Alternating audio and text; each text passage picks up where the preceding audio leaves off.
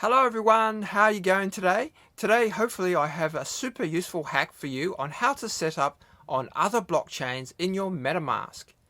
Usually when you download MetaMask, Ethereum blockchain is installed by default, but as you may already know, Ethereum is super expensive. So if you're anything like me, you probably want to use cheaper blockchains with amazing use cases. For example, Phantom, Polygon, Avalanche, BSC and more. Setting up these chains on your MetaMask though takes a little time and research. So today I want to show you a shortcut that will definitely make your life a lot easier. Okay then, let's go. But before we get started, don't forget to slap on the like button, subscribe if you haven't already. Without further ado, let's get started. Okay then, so first thing you want to do is go on over to multichain.org. I'll leave the link in the description. You'll need to have your MetaMask installed, of course.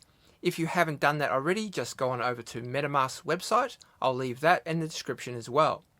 Now, once you go on over to Multichain's website, you'll need to connect your MetaMask wallet, so make sure that you're all signed in. Note that when you click on the Ethereum mainnet in your MetaMask, that no other chains are connected at this time. So let's start.